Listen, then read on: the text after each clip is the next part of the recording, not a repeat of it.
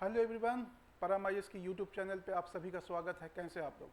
आज इस छोटे से वीडियो में हम एक महत्वपूर्ण सूचना आपसे साझा करने आए हैं।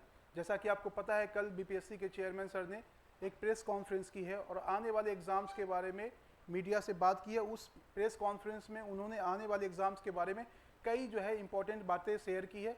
जो स्टूडेंट 70वीं बीपीएससी के लिए तैयार कर रहे हैं अपने आप को प्रीलिम्स के लिए, उनके लिए ये वीडियो बहुत इंपॉर्टेंट है। आप लोग शुरू से लेकर अंत तक इस वीडियो को देखें और समझें कि कौन कौन सी बात उन्होंने मीडिया से साझा की है।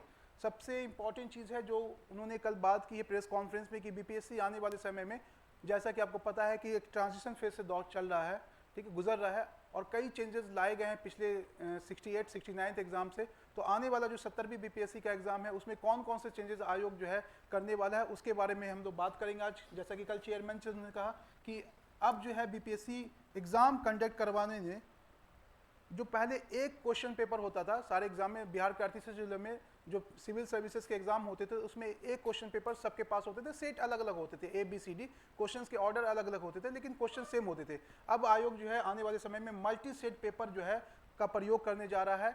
अब एक ही पेपर नहीं होगा आपका। मल्टी सेट का मतलब यह है कि आप एग्जाम जब देने जाएंगे तो हो सकता है कि 38 जिलों में अलग अलग कैंडिडेट्स को अलग अलग पेपर्स देखने को मिले। तो यहाँ पे उन्होंने कहा है कि हो सकता है कि वो 2 पेपर हो सकते हैं, 3 पेपर हो सकते हैं या 4 पेपर हो सकते हैं, 5 भी हो सकते हैं।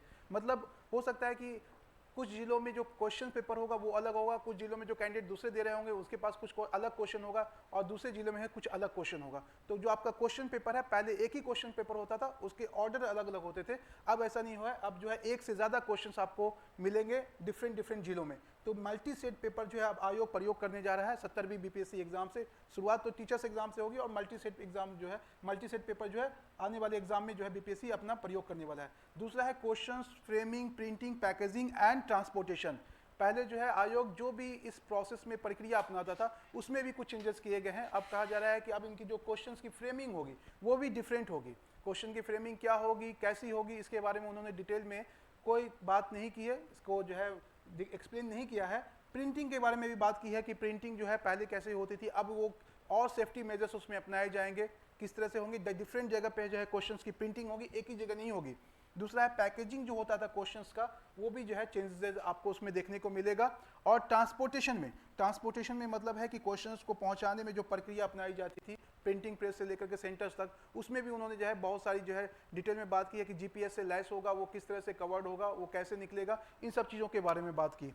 अगला है कि questions will be open in front of the students. पहले क्या होता था कि क्वेश्चन पेपर डिस्ट्रिक्ट जो स्ट्रांग रूम है वहाँ से सीधे सेंटर हेड के पास जाता था और फिर वहाँ से डिस्ट्रीब्यूट होता था। अब ये है कि जो डिस्ट्रिक्ट स्ट्रांग रूम है वहाँ से सेंटर पे क्वेश्चन जाएगा और क्वेश्चन सीधे आपके एग्जामिनेशन हॉल में स्टूडेंट के सामने ओपन किए जाएंगे। सेंटर हेड का इसमें कोई रोल नहीं होगा। तो जो क्वेश्चंस ओपन किए जाएंगे उसका जो सील ओपन किया जाएगा वो स्टूडेंट के सामने उनकी अनुमति लेकर के कि ये सेट है, इनका ओपन किया जा रहा है आपके सामने। आपने देखा होगा यूपी पीसीएस में ऐसा प्रक्रिया अपनाया जाता है कि वहाँ पे जो पीसीएस के एग्जाम होते हैं उसमें जो सील खोला जाता है वो स्टूडेंट के सामने साइन करवा के उनके सामने ओपन किया जाता है। तो ये प्रक्रिया भी अपनाई जाएगी।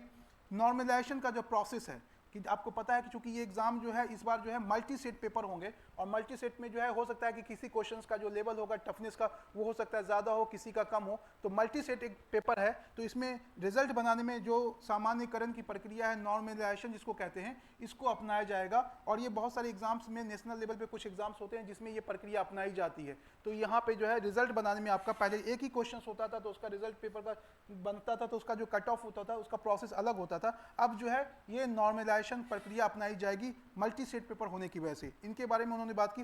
रिजल्ट के बारे में बात की गई कि रिजल्ट एग्जाम हो जाने के बाद 20 से 30 दिन के अंदर, लगभग 1 महीने के अंदर रिजल्ट आपको जारी कर दिया जाएगा ताकि बच्चों को ज़्यादा विलंब ना करना पड़े और वो अच्छे से तैयारी कर पाएँ। तो इनके बारे में उन्होंने बात की। कुछ क्वेश्चन से और पूछे गए थे कि उन्हें बात ये की गई थी, सर वेटिंग लिस्ट का क्या? कुछ बच्चे जो 1 नंबर 2 नंबर 3 नंबर से फाइनल सिलेक्शन से रह जाते हैं, क्या उनके लिए यूपीएससी की तरह क्या बीपीएससी भी आने वाले समय में प्रतीक्षा सूची या वेटिंग लिस्ट जारी करेगी? उनके बारे में उन्होंने कहा है कि इस बारे में आयोग के पास ये अधिकार नहीं है, ये जो निर्णय है ये सरकार का निर्णय है और सरकार का जैसा निर्णय होगा उसी अनुसार आयोग इस पर काम करेगी। तो उसके बारे में अभी कुछ क्लियर नहीं है। हो सकता है जो नोटिफिकेशन आपके पास आए इस 70वीं बीपीएससी एग्जाम्स के लिए उसमें इस बारे में आयोग कुछ आपको इन्फॉर्म करे या एक्सप्लेन करे कि वो आने वाले समय में बीपी जो वेटिंग लिस्ट है उसका क्या करने वाली है।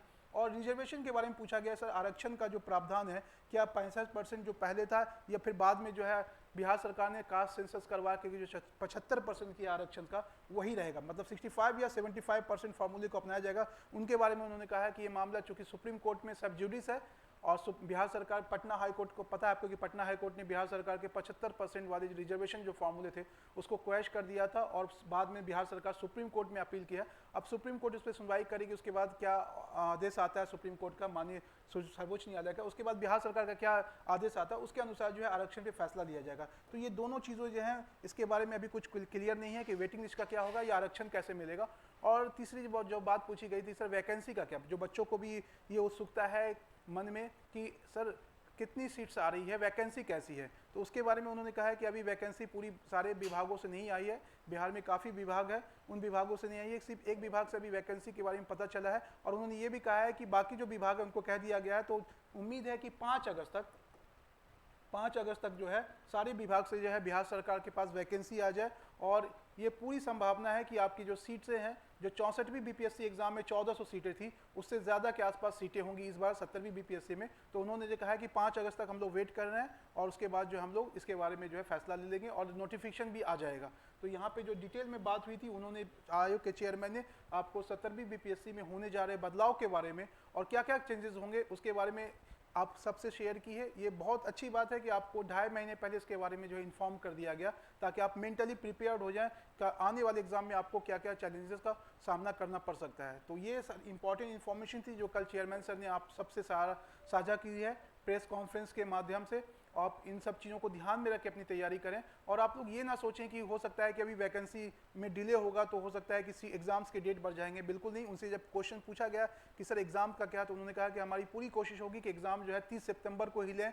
अगर पूरा बिहार सरकार का जो भी मामला रुका हुआ है आरक्षण को लेके, तो हम जो है 30 सितंबर को एग्जाम देंगे। तो आप लोग ढीले ना पड़ें, जो प्रिपरेशन कर रहे हैं, जिस टेम्पो से कर रहे हैं, जिस पेस से कर रहे हैं, उसको बनाए रखें, कंटिन्यू रखें और अपने आप को मानसिक तौर पे जो है तैयार कर लें कि आने वाले समय में जो है आपको ऐसे चैलेंजेस फेस करने होंगे। क्योंकि अभी से अगर आप ये करेंगे, मेंटली अपने आप को प्रिपेयर करेंगे, तो हो सकता है कि आपको एग्जाम में बाकी स्टूडेंट्स से जो है कम मानसिक दबाव झेलना पड़े, क्योंकि एग्जाम जो है पूरा वो वाला रह गया, सिर्फ पढ़ने से आपका एग्जाम नहीं होगा। उस एग्जामिनेशन हॉल में मेंटल प्रेशर को कैसे आप हैंडल करते हैं, किस तरह से एग्जाम में अटेम्प्ट करते हैं क्वेश्चंस को, वो बहुत इंपॉर्टेंट रह गया है। तो आने वाले एग्जाम में इन सारी सूचनाओं को आप ध्यान में रखें और इसी अनुसार जो है अपनी प्रिपरेशंस को कंटिन्यू रखें। चलिए फिर आज की इस वीडियो में इतना ही, फिर एक नए वीडियो में आपसे मिलेंगे और नए टॉपिक पे हम लोग बात करेंगे। तब तक के लिए अपना ख्याल रखें और अच्छे से अपनी पढ़ाई करते रहें।